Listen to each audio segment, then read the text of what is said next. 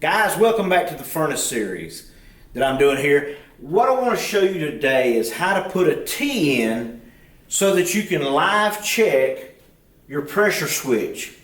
So what we're going to do, I'm going to take you through and I'm going to show you how to put this in. I've got another camera here that you can kind of see in the corner here. I'm going to let it be a little closer so that we can get in here and check. So what I want to do, I have one coming from a pressure switch that is my pressure switch, comes into my inducer draft motor. So I'm going to take the one that goes to my inducer draft motor, I'm going to pull it off, and guys, trust me, sometimes this will get tough to get that thing back on there, but we're going to give it a try. And what I'm going to do, I'm going to get a T. Guy, this is a T, it's a three-way T. And that thing is just what I said, it's a T. You can get them plastic, you can get them brass. But what we're going to do, we're going to get this little T and we're going to hook us two pieces of pipe. Now, it does not have to be the square tubing that we run. It can be the round tubing, whichever one you want. Just make sure it's the right size. We're going to come in here and what we're going to do, we're going to bring it in and we're going to put it in to where it's at on our inducer draft motor. Now, we're going to take this part of it that goes to one side, we're going to put it into our inducer draft motor. So we're going to work that in the best we can. And like I say, it can be tough sometimes, guys, and it takes some little fingers to get up in there. I don't have big hands by any means, but guys, trust me, it can get tough to get it back on there.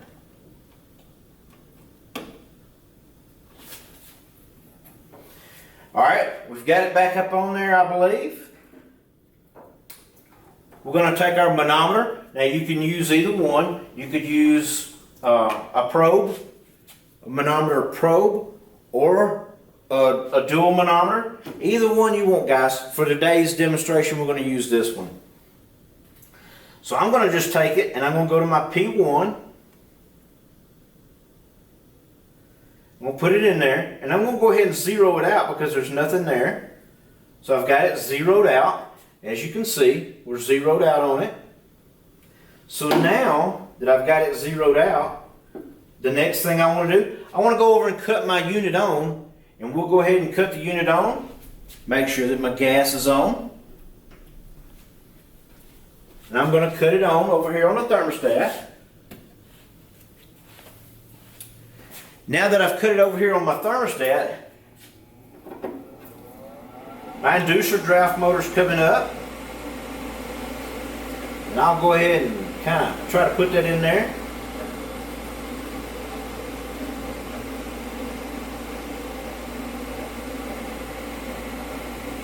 Alright, as you can see, I'm at 194.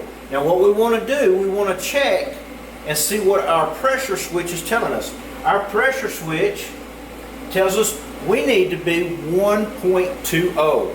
That's 1.20, not 120 at our 0.120, that's 1.20. I have fired off.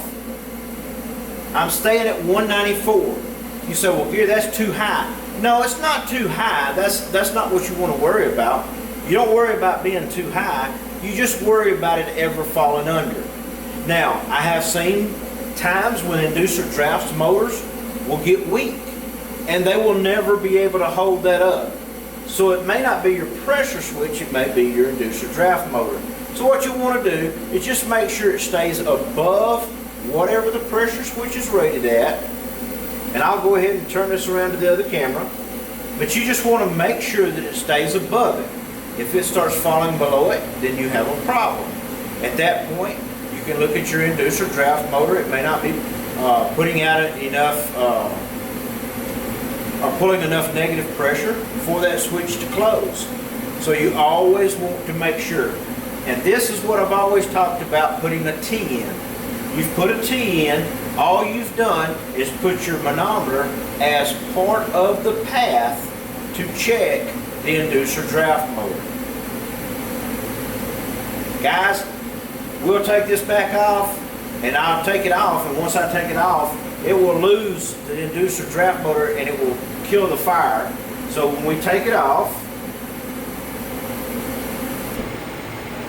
you see how it went out?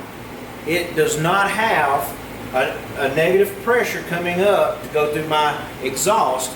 So now it just went out. It will finally close down. So I'm going to go ahead and turn it off, and I'm going to return it to normal. So we'll go ahead and cut it off.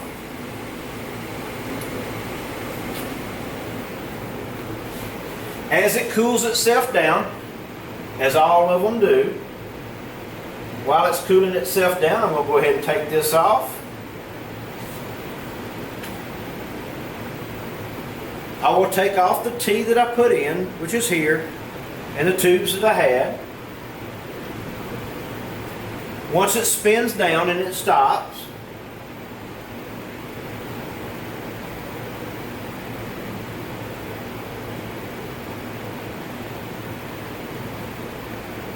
okay, my inducer draft motor has stopped, but my blower is still blowing. It is trying to cool the chambers up there so that you do not have such a temperature differential and it crack the chambers. So while that's done, going ahead and running it down.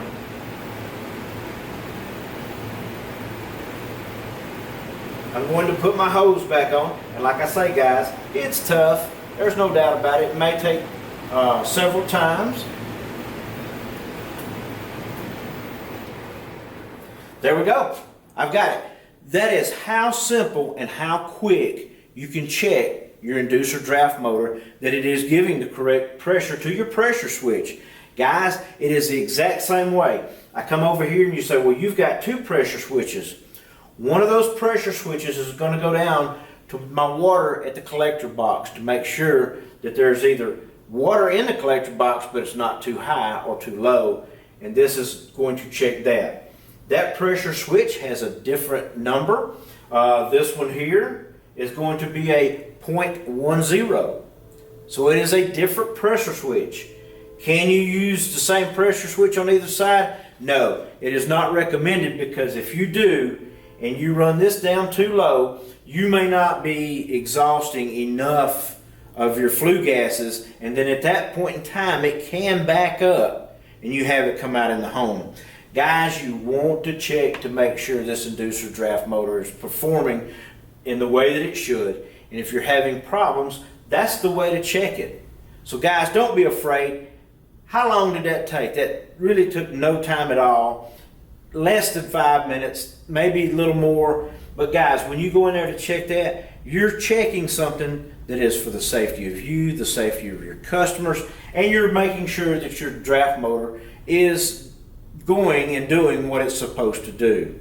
So guys, don't be afraid. Pull that line off, put your T in there, and go ahead and check that thing, and it will make for a whole lot better and a safer environment. Thanks.